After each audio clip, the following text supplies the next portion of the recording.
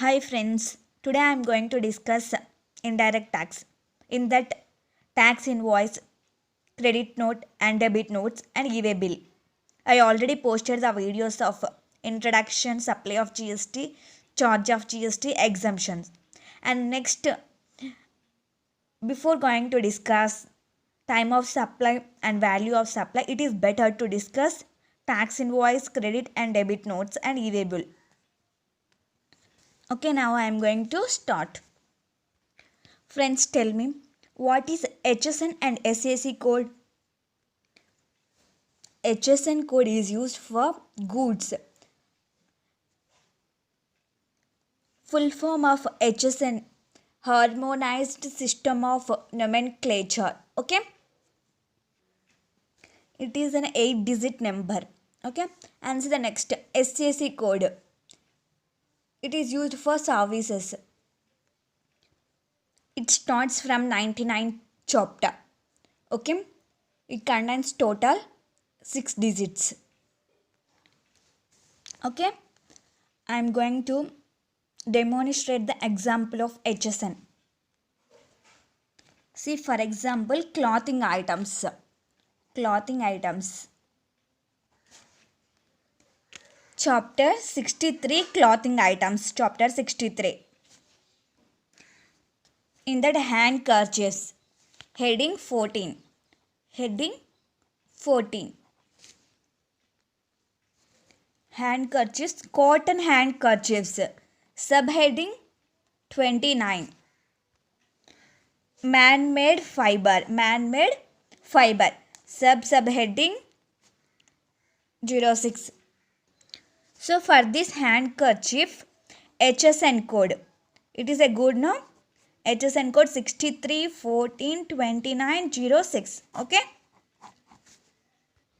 And next, what is GSTIN number? It is a 15-digit alpha-numerical number. And see, in this first two digits indicate the state code. And next 10 digits represent the PAN number. And next letter indicates number of branches. And next one, common letter.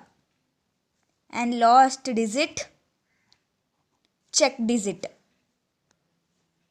to avoid mistakes. Okay, it is the GSTIN number, 15-digit alpha-numerical number. Okay, and the next one, particulars of tax invoice. And see, if unregistered person is buyer, not required to write details in invoice of unregistered person.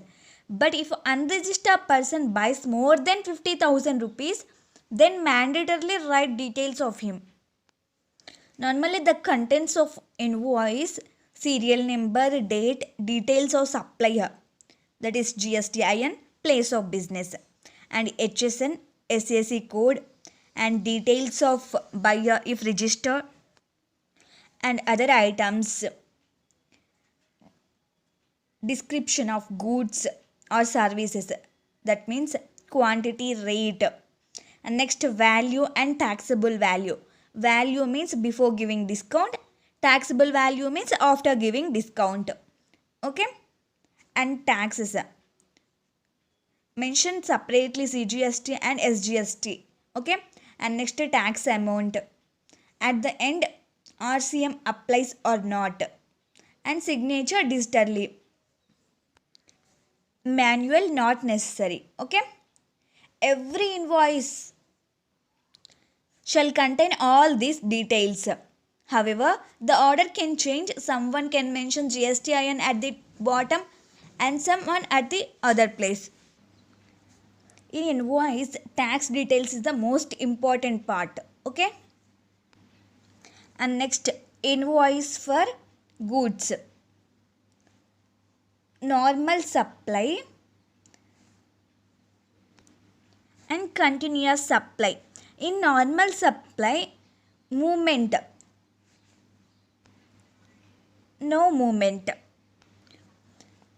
When there is a mobile goods, when goods are shipped at or before the time of removal, invoice issued. Next, no movement. See the sixth question. Sultan Industry Limited, Delhi entered into a contract with Prakash Entrepreneur Delhi for supply of spare parts of a mission on 7th September. The spare parts were to be delivered on 30th September. Sultan Industry Limited removed the finished spare parts from its factory on 29th September. Determine the date by which invoice must be issued by Sultan Industry Limited under GST law. Here, supply of goods, there is a movement of goods. So, when movement of goods is there, then invoice should be issued at or before the time of removal. See the solution. As per the provisions of section 31, invoice shall be issued before or at the time of removal of goods for supply to the recipient. Okay? Where the supply involves movement of goods. Accordingly, in the given case, the invoice must be issued on or before 29th September. Okay? On or before 29th September, invoice should be issued. Next, no movement. No movement. When there is no movement for goods, then when goods are available at the time of making available to customer, invoice should be issued. And see the next, continuous supply. In the date of statement of account or successive payment date. Date of statement of account means, for example, I am constructing a building. For that, I required cement. So, cement dealer providing cement continuously. So, I made a contract with cement dealer. I will pay the amount next month 5th or 10th. Like that, every month, particular date, I will pay the amount. That is date of statement of account. And successive payment date means after reaching the amount 1 lakh, 2 lakh, something like that fixed amount crosses, then I will pay. That is known as successive payment date. Okay, this is about invoice for goods. Next, invoice for services. In that one-time supply of services. In regular cases, invoice should be issued in 30 days. And financial institutions like banking, NBFCs, insurance, invoice should be issued in 45 days. And next, distinct persons. Distinct person means someone who has two GST registration in two different states. Invoice should be issued in recorded date or end of the quarter. Okay. See the MCQ number 1. In case of taxable supply of services, invoice shall be issued within a period of dash from the date of supply of services. Tell me. 30 days. Okay. Option A is correct. And see the MCQ number 2. In case of taxable supply of services by an insurer, invoice shall be issued within a period of dash from the date of supply of service. 45 days. Option B is correct. Okay. And next, continuous supply of services.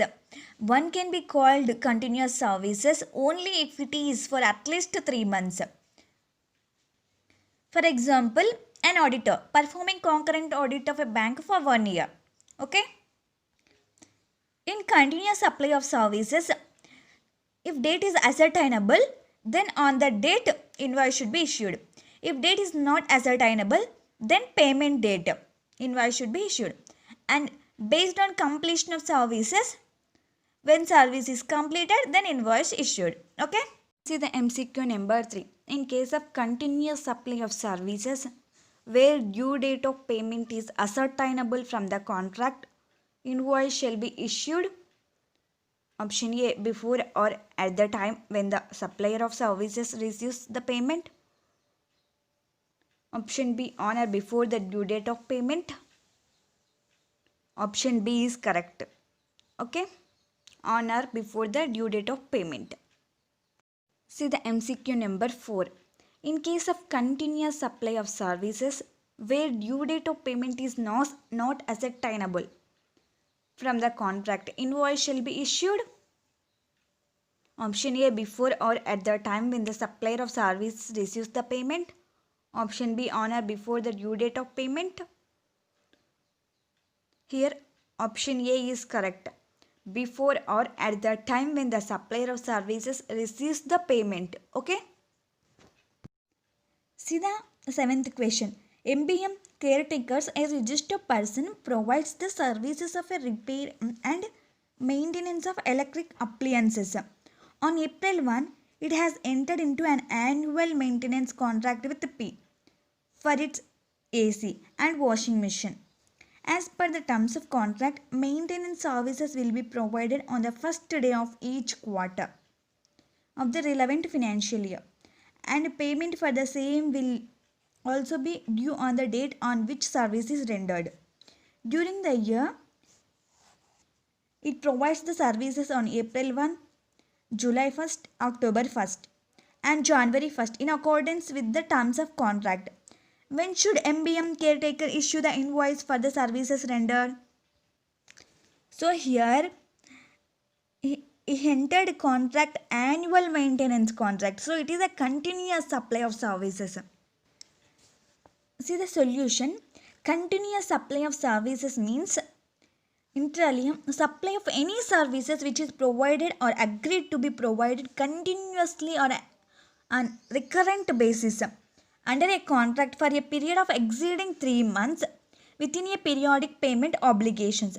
Therefore, the given situation is a case of continuous supply of services, as repair and maintenance services have been provided by MBM caretakers on a quarterly basis under a contract for a period of 1 year with the obligation for quarterly payment. Okay. In terms of section 31, in case of continuous supply of services where due date payment is ascertainable from the contract, invoice shall be issued on or before the due date of payment. Okay. Therefore, in the given case, MBM caretaker should be issue quarterly invoices on or before April 1, July 1, October 1, January 1. Okay. Next, services ceases before completed. For example, the contract between A and B. A asked B to paint my building, but in the middle of that, B painting not satisfied by A. So, stop the work by A. So, on the date of C's stop the painting, then only invoice should be issued. So, on the date of C's, painter done some work, no? For that invoice should be issued. Okay, next, sale or return basis.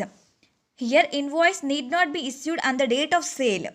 Okay, because if goods return within prescribed time, then no invoice need to be issued.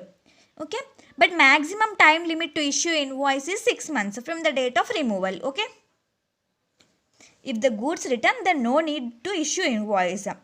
But if goods are not issued after crossing 6 months also, then time limit to issue invoice 6 months. And see the MCQ number 5, where the goods being sent or taken on approval for sale or return or moved before the supply takes place, the invoice shall be issued. Option A, before or at the time of supply. Option B, 6 months from the date of removal. Option C, earlier of A or B. Option C is correct. Okay. And see the next, manner of issuing invoice. In that, goods issue original invoice for buyer and duplicate for transporter and triplicate for seller. Okay. And in manner of issue of invoice in services there is no transporter. So, original for buyer, duplicate for seller. Okay. Next, revised tax invoice. Old invoices shall be revised within 30 days from the date of obtaining GST registration. Okay. And see the 8th question. The aggregate turnover of Sangri Services Limited exceed 20 lakhs on 12th August. He applied for registration on 3rd September and was granted the registration certificate on 6th September.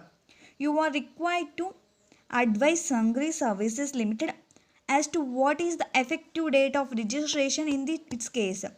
It has also sought your advice regarding period for issuance of revised tax invoice. And see them as per section 25 read with CGST rules 2007, where an applicant submits application for registration within 30 days from the date he becomes liable to registration. Effective date of registration is the date on which he becomes liable to registration.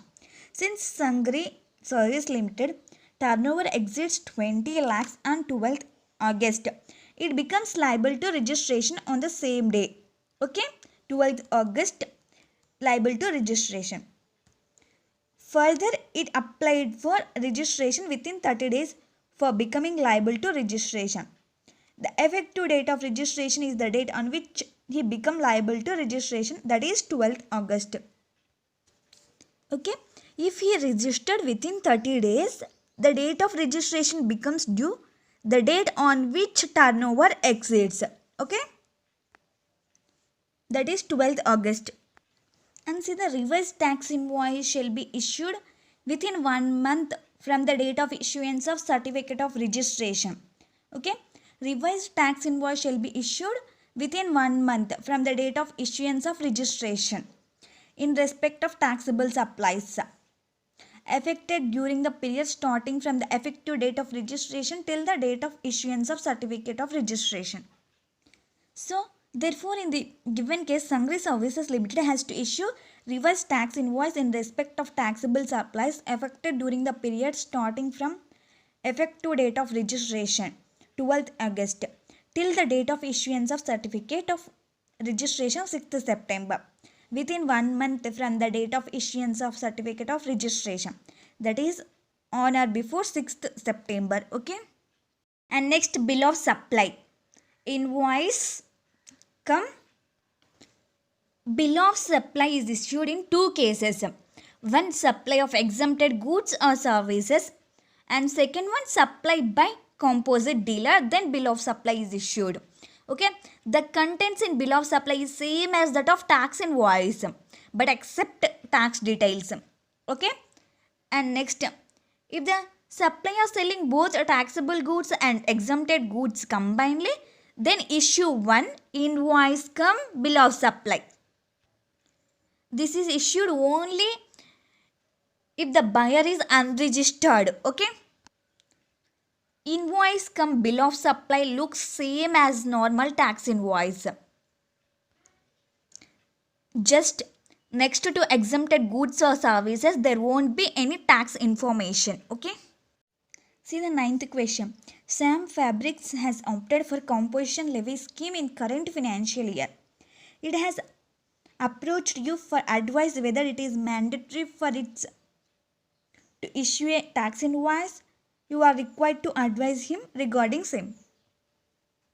And see, a registered person paying tax under the provisions of section 10 composition levy shall issue instead of tax invoice a bill of supply containing such particulars and in such manner as may be prescribed. Section 31(3)(c) read with CGST rules 2017.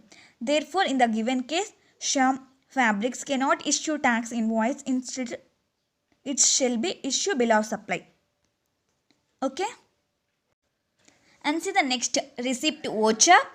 Receipt voucher, in case of advances, the document to be issued is receipt voucher. Okay, and 18% is the general rate that need to be charged when the rate is not known and the date advance is received. Rate not determinable, then 18%. Place not determinable, then IGST. Interstate supply. Okay. And next, refund voucher.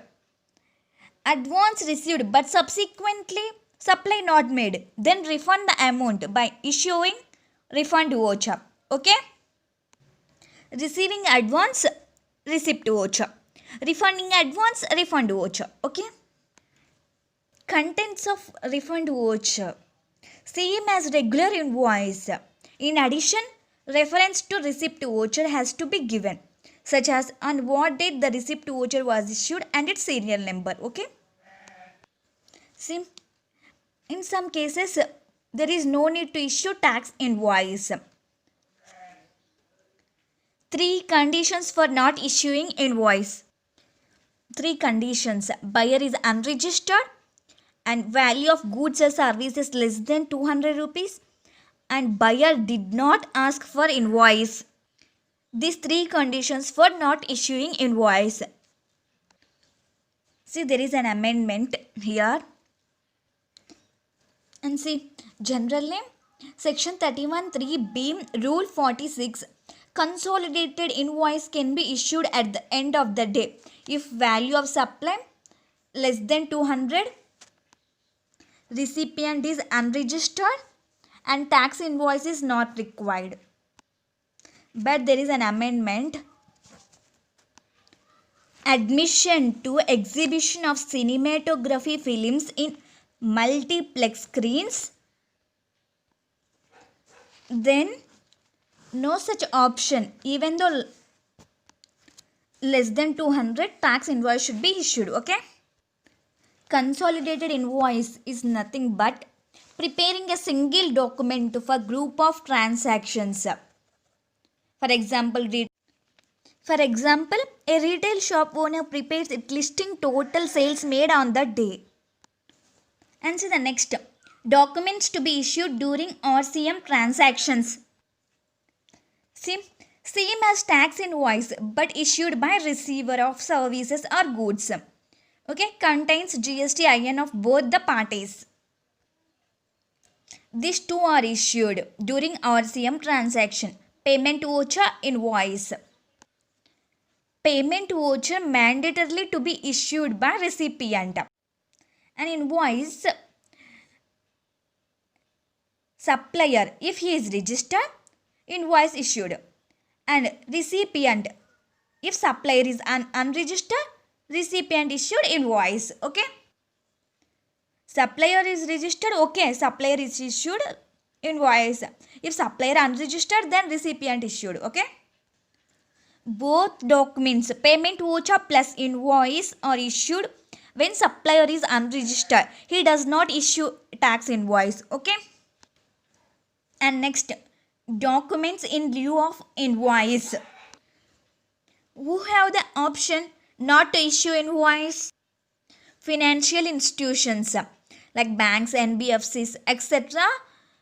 They have option not to issue invoice, and also goods transport agency. So in place of invoice, they issue consignment note. And next, passenger transporters. So in lieu of invoice, they issue tickets. And see the next, issuing the credit note. Businessman wants to reduce his sales. He issues credit note. And situations when credit note will be issued means high sales amount in invoice, high tax rate charge in invoice, and sales return, and deficiency goods or services. These 4 situations, credit note will be issued. And next, issuing the debit note. Businessman want to increase his sales amount, he issue debit note. Debit note is issued in 2 situations. One, increasing wrong sales amount, and second one, increasing wrong tax rate. But both credit note and debit note are given by the seller itself. And see the next, e-way bill. It is an electronic document generated on the GST portal. And e-way bill is mandatory in case of movement of goods value exceeding 50,000. Movement should be supply, other than supply, and also purchase from unregistered persons. Okay. But also there is an exception for minimum value of 50,000. So interstate transfer of goods by principal to job workers and interstate transfer handicrafts goods by a person exempted from obtaining registration. These two are exemptions for 50,000. An e-way bill can be cancelled if either goods are not transported or not transported as per the detail furnished in the e-way bill. Okay, the e-way bill can be cancelled within 24 hours from the time of generation. And same validity of e-way bill or consolidate e-way bill up to 100 kilometers 1 day in case other than over dimensional cargo. Okay, but here an amendment or multi-modal shipment in which at least one leg involves transport by ship. Validity of e-way bill can be extended within 8 hours from the time of its expiry. And for every 100 kilometers or part thereof, one additional day in cases other than over dimensional cargo or amendment. Okay, multi-shipment in which at least one leg involves transport by ship.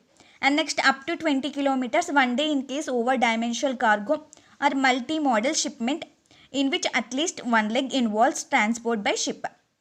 And next, for every 20 kilometers or part thereof, one additional day in case of over dimensional cargo or multi-modal shipment in which at least one leg involves transport by ship. This is an amendment in e-way bill. Okay. And sim, if not communicated acceptance or rejection within 72 hours from the time of generation of e-way bill, time of delivery of goods, time of generation of e-way bill or time of delivery of goods, whichever is earlier, it will be deemed that he has acceptance the details. Okay. Okay friends, pass on the video and answer the questions from 10th to 16. These all questions is your homework.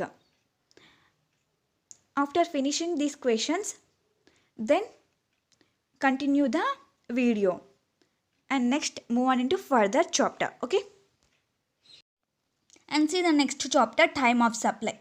In that first, time of supply for goods. In that first, see the movement of goods. See example for movement of goods.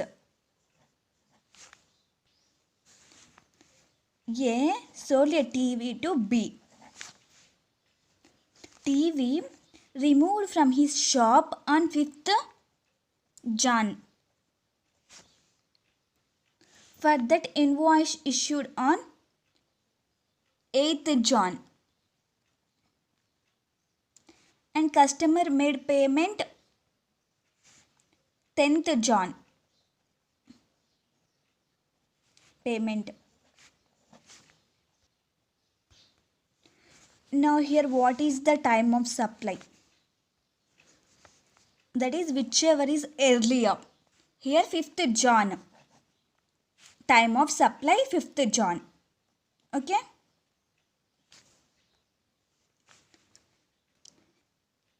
Invoice date 8th Jan. Payment date 10th Jan. And next last date to issue invoice 5th Jan. So last date to issue invoice 5th Jan. Remember it in the form of IPL. Okay. For goods, IPL, remember. This is movement of goods. Next see the no movement of goods. See for example, X sold his 1000 bags of cashew nuts to Y.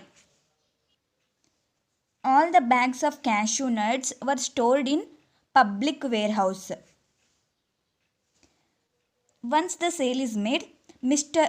X handed over the keys to Y. On 10th Jan. Invoice issued 21st Jan. And payment 15th Jan. Here 10th Jan. X handed over the keys to Y. So last date of issue invoice 10th Jan. IPL. So whichever is earlier here, 10th Jan. Time of supply 10th Jan. Okay. And next, continuous supply of goods. Continuous supply. See, for example, Mr. Akbar has entered into a contract with a builder to supply cement to him. Okay. Supply cement until the construction is completed. Okay. Here, time of supply. And see, statement of account was issued on 15th October and invoice was issued on 18th October. Invoice. And payment made on 21st October. So here last date to issue invoice, a statement of account was issued. So in this IPL, whichever is earlier. 15th October, time of supply. And see the another is, if there is a multiple payments, what is the time of supply? See, for example, Mr. Sachin sold goods worth 1 lakh to customer. In this case, last date to issue invoice 15th September. 15th September, last date to issue invoice. Whereas invoice was actually issued 10th September. Actually invoice issued 10th September. Customer made a part payment. Part payment on 2nd September. Part payment, that is 20,000 for example, and remaining 80,000 15th September. So in this case, time of supply, see in first case, payment 20,000, invoice date 10th September and payment date 2nd September. And last date for invoice 5th September. And in second case, payment 80,000, invoice issued 10th September, payment date 15th September and last date for invoice 5th September. So in this case, in first case, time of supply 2nd September, and in second case, time of supply, whichever is earlier, 5th September. Okay. Okay. If goods multiple payments, then time of supply also multiple time of supplies. And next, goods under RCM. And see, in RCM, dates required to compute time of supply in case of supply of goods. See first case, date of receipt of goods, and in second case, date of payment, and third case, 31st day from invoice date. From this, whichever is earlier, time of supply under RCM. Okay. See for example, May 4, supplier invoices goods taxable on reverse charge basis to Bridge and Company. Okay. So from here, 30 days from the date of issuance of invoice elapsed June 3. Okay. And next, May 12, Bridge and Company receives the goods. Supplier invoices goods taxable on reverse charge basis to Bridge and Company. Okay, this Bridge and Company receives as goods on May 12, and in May 30, Bridge and Company make the payment. So in this case, date of receipt of goods 12, May 12, and next date of payment May 30, and next 31st day from invoice date June 4. And in this case, time of supply, whichever is earlier, May 12. Okay. Till now I am discussed only time of supply for goods. Okay. Next time, and see the MCQ number 2. What is the time of supply of goods liable to tax under reverse charge mechanism? See option A, date of receipt of goods. Option B, date on which the payment is made. And option C, date immediately following 30 days from the date of issue of invoice by the supplier. Option D, earlier of A or B or C. Option D is correct. Okay. And see the ninth question. Determine the time of supply in the following cases, assuming that GST is payable under reverse charge. Okay friends, this is your homework. It is based on goods under RCM. Okay, answer this question as your own. Okay. Next, time of supply for services. Okay, we discussed the movement of goods, no movement of goods, and continuous supply of goods, and goods multiple payments, goods under RCM. Okay, and see the next, time of supply for services. In that, supply of services, RCM services, services with multiple payments. See the first, supply of services. For example, Ram is CA provided auditing services on 15th September, providing services. Okay, invoice was issued on 10th October. 10th October invoice was issued, and payment was received on 5th October. Payment received 5th October. In this case, time of supply. So, in goods, I told to you, remember IPL. Okay. And in this case, IPS. Services IPS. Okay. To compute supply of services, there are 3 steps. First, step 1. Note these dates. And step 2. Check invoice is valid or invalid.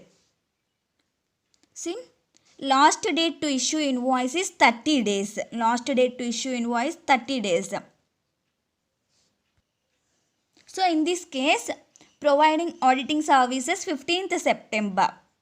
From 15th September 30 days, that is 15th October. Okay, last date to issue invoice is 30 days from 15th September. That is 15th October. In this case, invoice is valid. 10th October. Okay, within 30 days only. And next, step 3. Invoice is valid, then compare invoice date and payment date. If invoice is invalid, then compare payment date and service.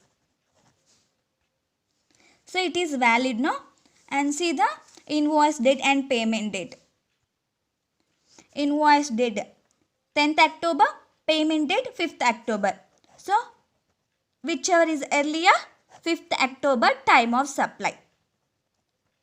Okay. First note the information, invoice, payment and services. And next step, check invoice is valid or invalid. And in third step, if valid means compare these two, and invalid means compare these two. Okay. And see the next, and see the fifth MCQ. What is the time of supply of service if the invoice is issued within 30 days from the date of provision of service? Option A, date of issue of invoice. Option B, date on which the supplier receives payment. Option C, date of provision of services. Option D, earlier of A or B. A and B, earlier of A and B. Option D is correct. Okay. And see the sixth MCQ. What is the time of supply of service if the invoice is not issued within 30 days from the date of provision of service? Option A, date of issue of invoice. Option B, date on which the supplier receives payment. Option C, date of provision of services. Option D, earlier of B and C. Option D is correct. Okay. And see the next service, RCM service. See, for example, Reliance Limited have taken advocate services. So which are taxable under RCM? Advocate services are taxable based on reverse charge mechanism. Okay. Reliance Limited have taken advocate services. Advocate services. So in this case, services was received on 10th September. An invoice was issued 20th September. And payment was made 30th September. Okay, in RCM cases, payment date 30th September and 61st day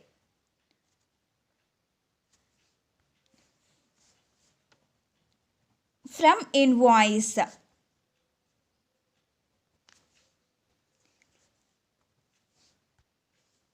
So from 20th September, 61st day, 20th November. So from these to whichever lower time of supply. So in this case 30th September time of supply. And see the next, services with multiple payments. See in this time of supply. For example, Mr. Rahul, a mechanic, provided repair services to X on 12th November. For this, advance received 5,000 on 8th November. Advance received 5,000. An invoice issued 20th December. And next, balance 15,000 received on 31st December. And see, in first case, 5,000 payment for that invoice 20th December and payment made 8th November and service 12th November.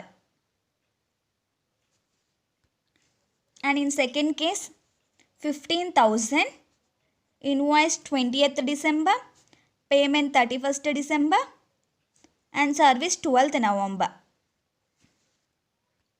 And first check invoice is valid or not.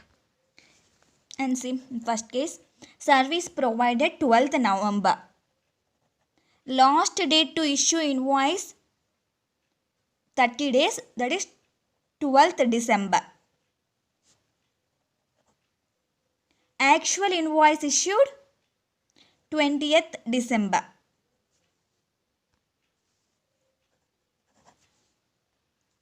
See, last date to issue invoice 12th December, but actually they issued 28th December. That means the invoice issued by Mr. Rahul is invalid. If invoice is invalid, compare payment date and service date. So, payment date 8th November, service date 12th November, whichever is earlier, 8th November time of supply. And in second, time of supply 12th November. Okay, I hope this is clear. And see the And see the MCQ number 7. What is the time of supply of service in case of reverse charge mechanism? Option A, date on which the payment is made to the supplier. Option B, date immediately following 60 days from the date of issue of invoice. And option C, date of invoice. And option D, earlier of A and B. Option D is correct. Okay.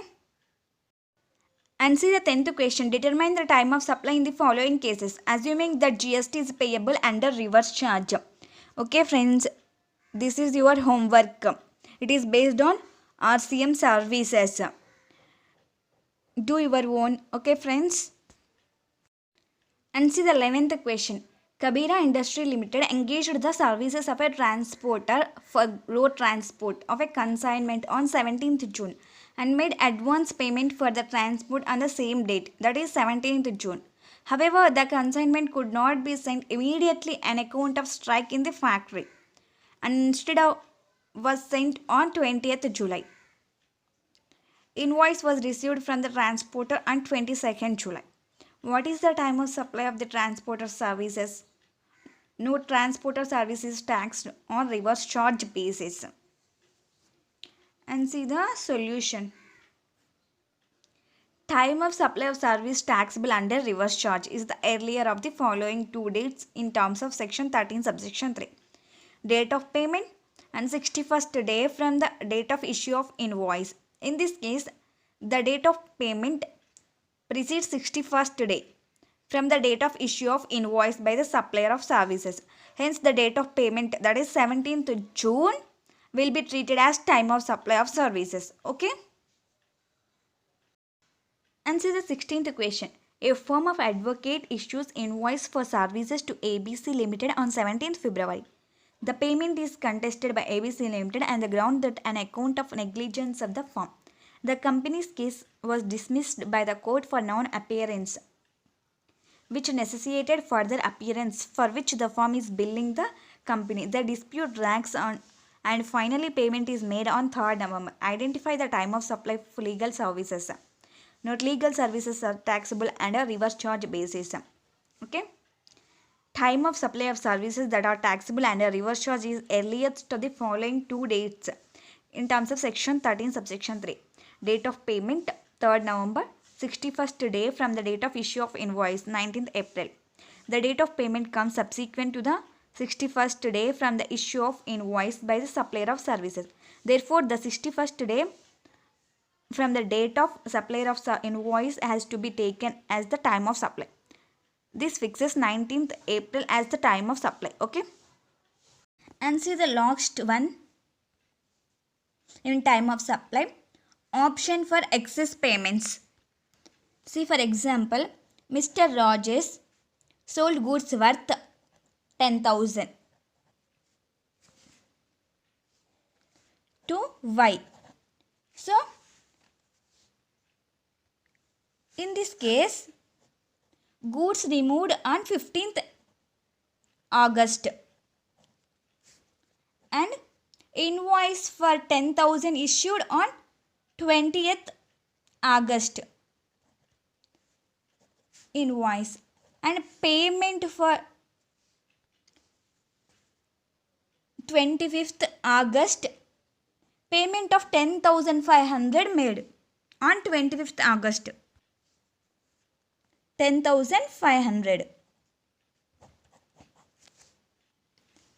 So in this case, last date to issue invoice 15th August and invoice 20th August and payment 25th August. Whichever is earlier, IPS, time of supply 15th August. So in this case, excess payment is 500.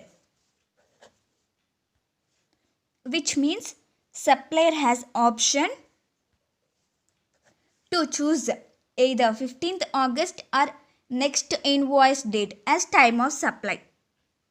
And see, excess payment is less than 1000, then he has option to choose either August 15th or next invoice date. Example 30th August. So in this case, less than 1000 rupees excess payment. So So I can access option 15th August or 30th August, whichever I want. I can choose. And if there is excess payment greater than 1000, then time of supply 15th August. Okay. See the MCQ number 1. Date on which the supplier receives the payment as per section 12 of the CGST Act. Date, option A, date entered in books of accounts. Option B, date of credit in bank account. Option C, date entered in books of accounts or date of credit in bank account. Whichever is earlier. Option C is correct. Okay. And see the third MCQ. What is the time of supply of vouchers when the supply with respect to the voucher is identifiable? Option A, date of issue of voucher. And option B, date of redemption of voucher. And option C, date of entry in the books of accounts. Option D, earlier of A or B or C. Option A is correct. Date of issue of voucher. Time of supply of voucher when the supply with respect to voucher is identifiable, then date of issue of voucher. Option A is correct. And see the fourth MCQ. What is the time of supply of vouchers when the supply with respect to the voucher is not identifiable? Option A, date of issue of voucher. Option B, date of redemption of voucher. Option C, date of entry in the books of accounts. Option D, earlier of A or B or C. Option B, date of redemption of voucher. Time of supply of voucher when voucher is not identifiable. Okay. And see the MCQ number 8. What is the time of supply of service where services are received from an associated enterprise located outside India? And see option A, date of entry of service in the books of accounts of recipient of services. And option B, date of payment. Option C, earlier of A and B. Option C is correct. Okay. And see there is an amendment in time of supply. And see amendment, transfer of development rights. For this, time of supply shall arise only on the date of issuance of completion certificate or first occupation of the project, whichever is earlier, completion certificate or first occupation of the project. Time of supply. Okay. Already I discussed this concept in charge chapter, charge of GST. If you have any doubt from this concept, once go through the charge of GST. Okay. And see the 12th question. Raju Private Limited receives the order and advance payment on 5th January for carrying out an architectural design job. It delivers the designs on 23rd April. By oversight, no invoice is issued at that time, and it is issued much later after the expiry of the prescribed for issue of invoice. When is the time of supply for services? See, since the invoice has not been issued within the prescribed time period, time of supply of services will be the earlier of the following two dates in terms of section 13 subsection 2b. Date of provision of services, date of receipt of payment. The payment was received on 5th January and the service was provided on 23rd April. Therefore, the date of payment 5th January is the time of supply of the service in this case. Okay. And see the 13th question. Investigation shows that 150 cartons of ceramic capacitors were dispatched on 2nd August, but no invoice was raised on the transaction. Dispatch of cartons were not entered in the accounts. There was no evidence of receipt of payment. What is the time of supply of 150 cartons for the purpose of payment of tax? See the solution. As per notification number 66/2017, dated 15/11/2017, a registered person, excluding composition supplier, has to pay GST on the outward supply of goods at the time of supply as specified in section 12(2)(a. That is, date of issue of invoice or the last date on which invoice are to have been issued in the terms of section 31. In this case, since the invoice has not been issued, The time of supply for the purpose of payment of tax will be the last date on which the invoice is required to be issued. Okay, the invoice for supply of goods must be issued on or before the dispatch of the goods, that is 2nd August. Therefore, the time of supply for the purpose of payment of tax for the goods will be 2nd August, the date when the invoice should have been issued. Okay. And see the 14th question. An order is placed on Ram and Company on 18th August for supply of a consignment of customized shoes. Ram and Company gets the consignment ready and inform the customer and issues the invoice on 2nd December. The customer collects the consignment from the premises of Ram and Company on 7th December and electronically transfer the payment on the same date, which is entered in the accounts on the next day, 8th December. What is the time of supply of the shoe for the purpose of payment of tax? See the solution. And see, as per notification number 66/2017 CT dated 15/11/2017, a registered person excluding composition dealer has to pay GST on the outward supply of goods and at the time of supply of specified in section 12(2)(a), that is date of issue of invoice, as the other last date on which invoice are to have been issued in terms of section 31. So in this case, the invoice is issued before the removal of goods and is thus within time limit prescribed under section 31(1). Therefore, the time of supply for the purpose of payment of tax is the date of issue of invoice, which is 2nd December. Okay. And see the 15th question. Sodexo meal coupons are sold to a company on 9th August for being distributed to the employees of the said company. The coupons are valid for 6 months and can be used against purchase of food items. The employees use them in various stores for purchases of various edible items on different dates throughout the 6 months. What is the date of supply for the coupons?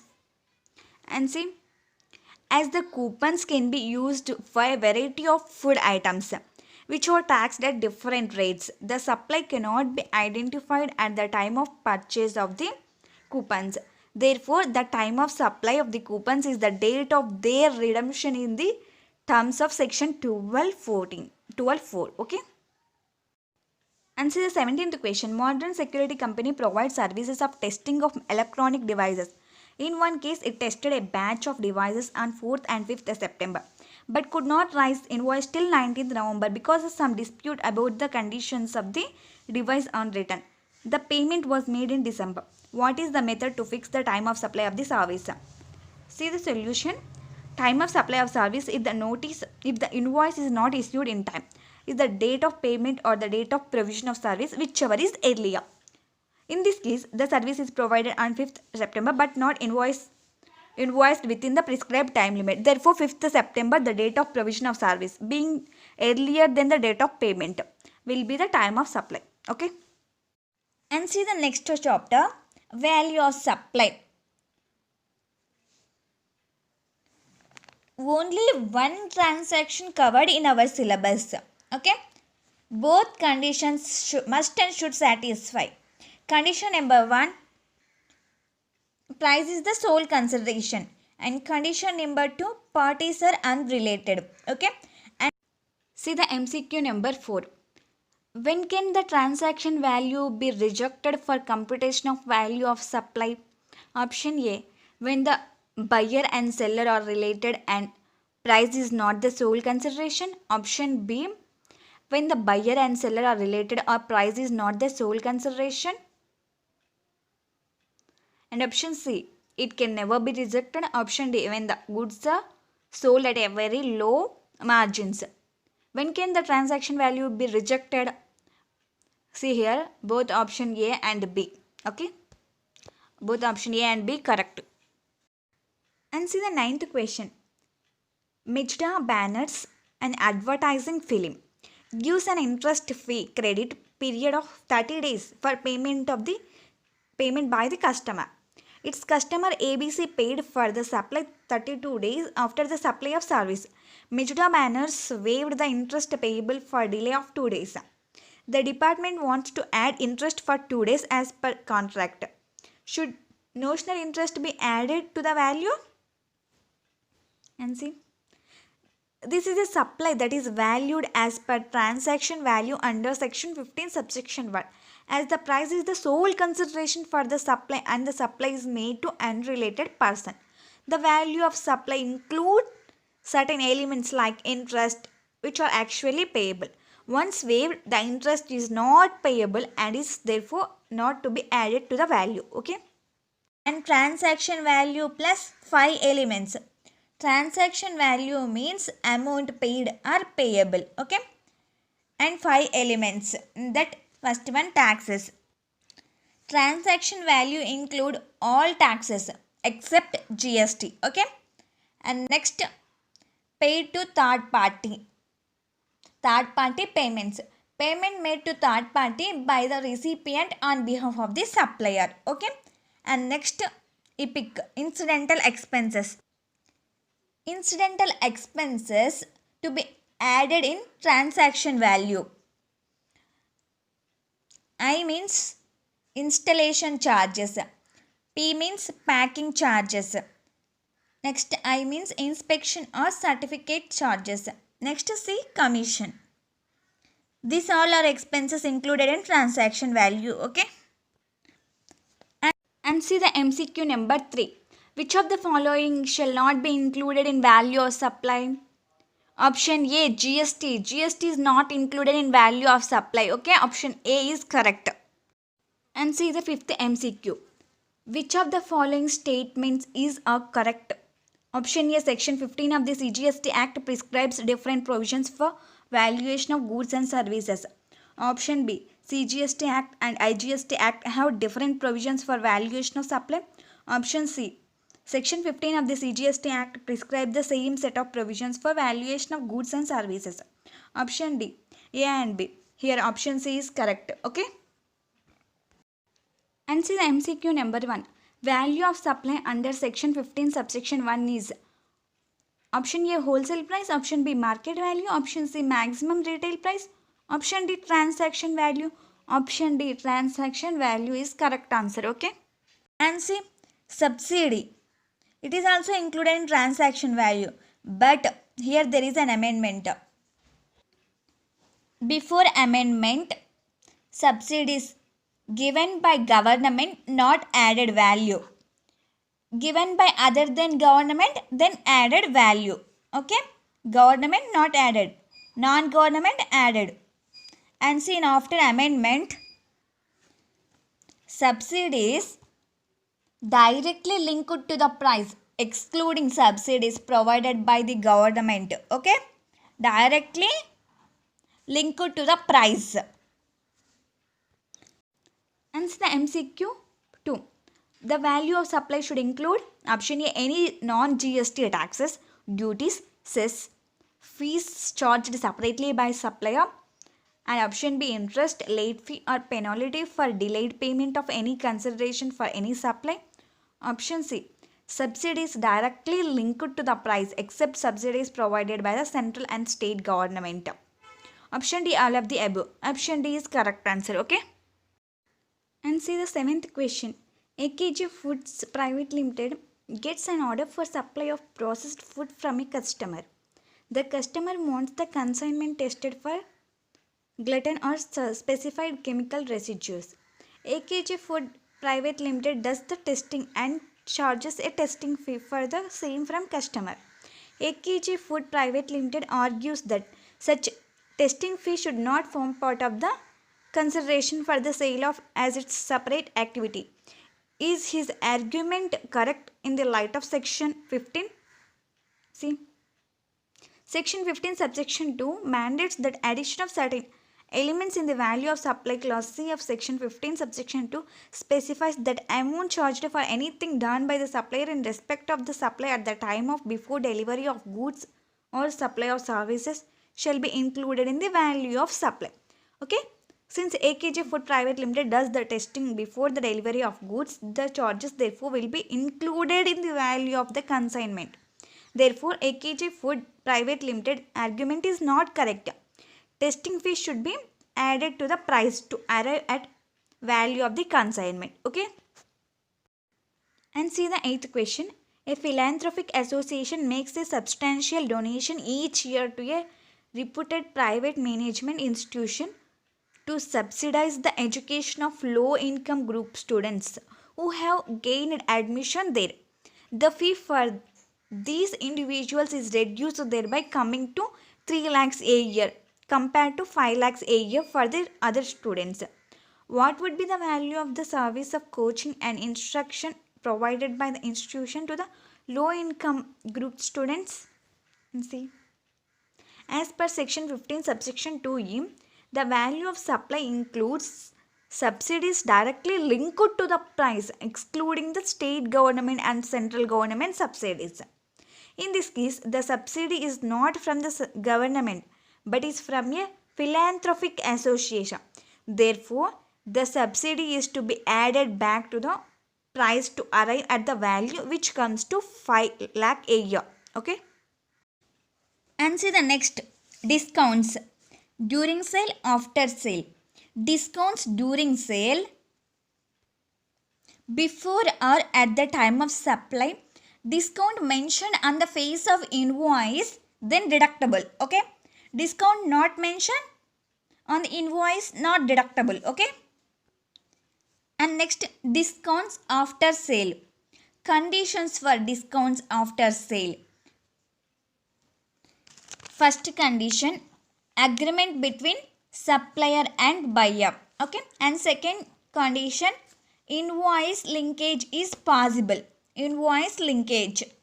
And third condition, buyer reverse the proportionate ITC. Reverse the proportionate ITC. Okay.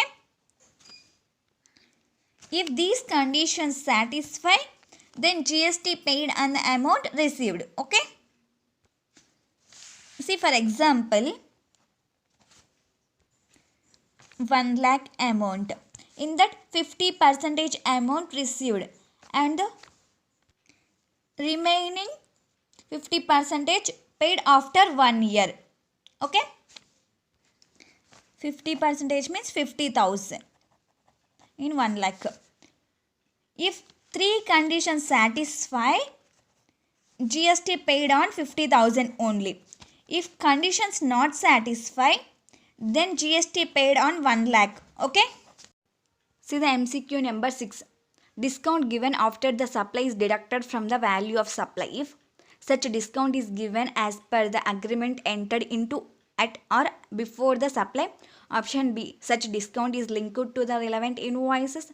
Option C, proportionate input tax credit is reversed by the recipient of supply. Option D, all of the above.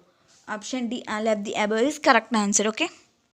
And see the 10th question. Crunch Bakery Products Limited sells biscuits and cakes through its dealers to whom it charges the list price minus standard discount and pays GST accordingly. When goods remain unsold with the dealers, it offered additional discount and the stock as an incentive to push the sales. Can this additional discount be reduced from the price at which the goods were sold and concomitant tax adjustment made?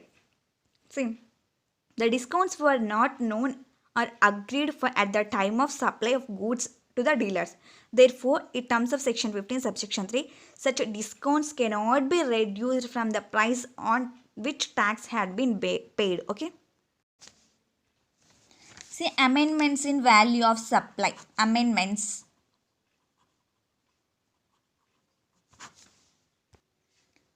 See, for example, there is a bank. On behalf of bank, business correspondent or facilitator providing services to customers on behalf of bank.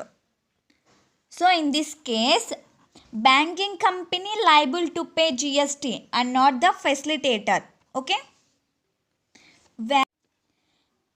Value of service include aggregate turnover of bank. Aggregate turnover of bank. Okay.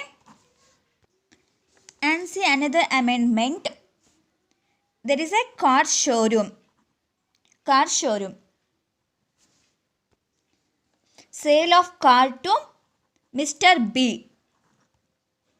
value greater than 10 lakhs car value. For example, car value 20 lakhs. Mr. B paid amount 20 lakhs plus 20,000 TCS. According to Income Tax Act 1961, Section 206C, TCS to be collected at the rate of 1% on sale of car with value greater than 10 lakhs. Okay. Now tell me, on this 20,000 GST payable or not? GST not paid on this 20,000. Okay. Okay friends, I hope all these three chapters clear for you. That is the invoice, debit and credit note, e-way bill, and fifth chapter, time of supply, value of supply. Okay, and do well, prepare well. All the best friends.